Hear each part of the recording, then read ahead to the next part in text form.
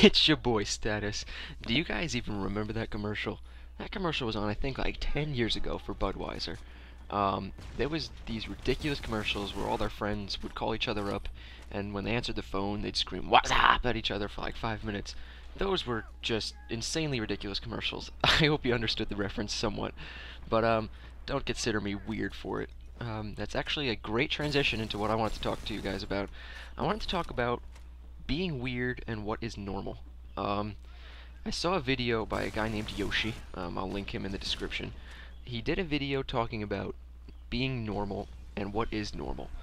And he asked a lot of questions about what is normal and is it okay to be normal, is it okay to be weird, and when are you considered weird. And he asked some great questions, so I'm going to try to answer them the best I can. Normal to me is a commonly accepted action. You know, what most of people or the majority of people are doing, that is what's normal. Don't get that confused with normal being right, because what's normal is definitely not always right, and what's normal is definitely not always the best thing for you. But that is normal. But weird is something unusual or different, and it is perfectly fine to be weird. Now, what I consider weird and what you consider weird are totally different things. Weird is like an opinion, really.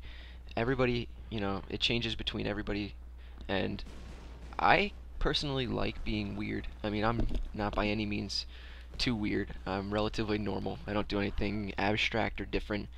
But, a Call of Duty player might look at me and say, "You play Homefront, you're weird." And to him, that might be weird. To me, that's a different damn game. But, some people might go to Comic-Con and dress up in fursuits, or I guess that's a furry, not really Comic-Con. I don't know where I was going with that.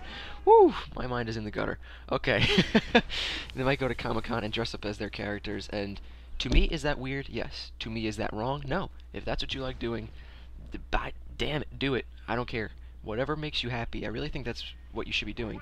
And I truly believe that. I'm not just one of those people that says that and doesn't mean it. I really do believe that whatever you like doing, you should be doing. Like, if your best friends don't like your girlfriend, well, I don't care. Whatever makes you happy, makes you happy. And that's what's important. You being happy is the only thing that you should really worry about too much. I'm not saying don't worry about other people, but definitely worry more about yourself. I remember a couple years ago, I used to make fun of my friends' girlfriends all the time. No matter who the girlfriend was, 90% of them I didn't even meet. I just made fun of just to poke fun at him. And he really took it personally, and it kind of changed the way I think about some things, because I never truly meant to insult him or his girlfriend, because I have not met those girlfriends still to this day. I just tried to make fun of him just to be funny and have a good time with my other friend. But if that girlfriend made him happy, that's all that matters. It really is.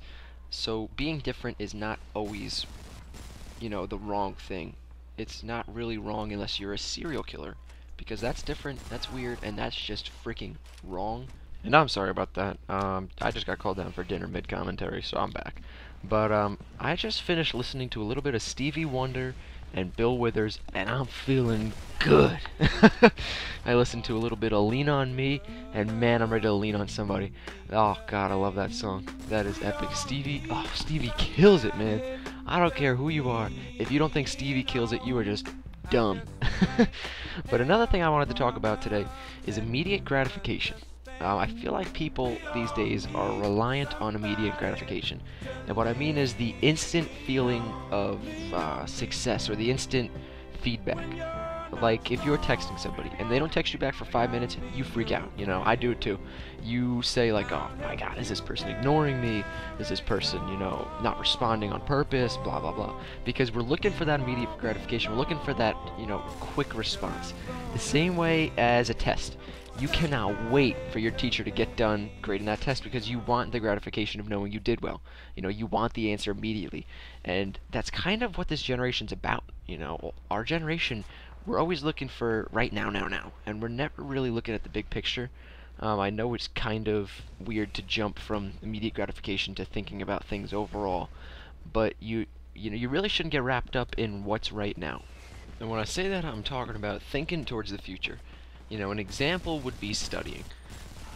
If I'm in the dilemma of, man, I could study for the test tomorrow, or I can go play basketball with my friends. I'm going to be honest with you guys, I haven't studied since the 6th grade, so I know what I'm going to choose, but that's going to hurt me.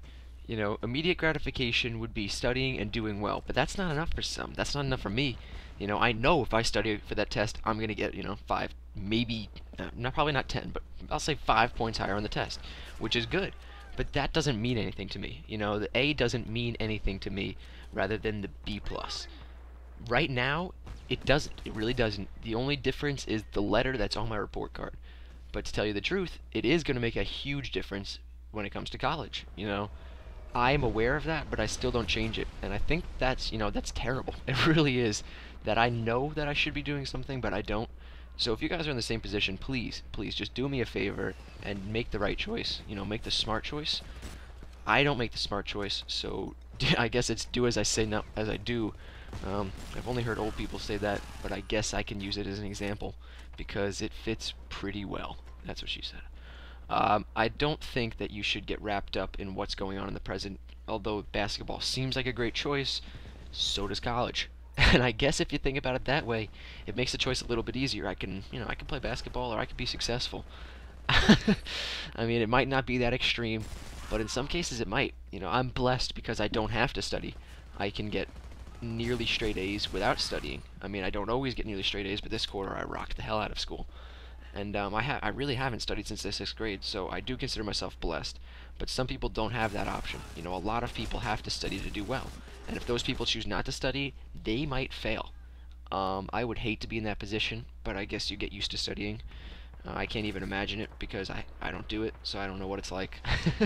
Which, oh God, that's even awful to say. I just feel like an ignorant jerk. But, I mean, really, though, if you do find yourself in the same position, basketball or studying, I mean, I'm sure it won't be the exact same position, but make the right choice, like homework. Homework always sounds awful, but you need to do it. It is a part of your grade. As much as I want to think that it's not, it is. And homework actually almost cost me failing social studies last year. My teacher was a little bit of a homework Nazi, and she decided she was going to make homework a very large part of my grade, and I'm talking like 30% large. And I thought that was ridiculous. I didn't even believe her. So what did I do? I got 98 and plus on every single testing quiz. I decided, you know, I'm not going to do her homeworks. I didn't do a single one, and I got a C plus. And boy, did I feel like a jackass. I really did, because I got higher than everybody in that class on those tests, and I did worse than everybody else in that class because they didn't make the dumb decision. They didn't make the wrong choice. But that's all I really have to say for now. If you guys liked it, subscribe. Definitely give me feedback. I listen to all the comments, you know, give me the thumbs up. If you didn't like it, give me a thumbs down. You know, I gotta know. But if you do give me a thumbs down, just leave a comment. You know, drop a little bit of a comment. Just tell me what you didn't like about it so I could change. Because that's how I'm gonna get better from what I know from you guys. So for now, I'm Status, and I dominate Homefront, and you better remember that. All of you. Especially you, Snotface.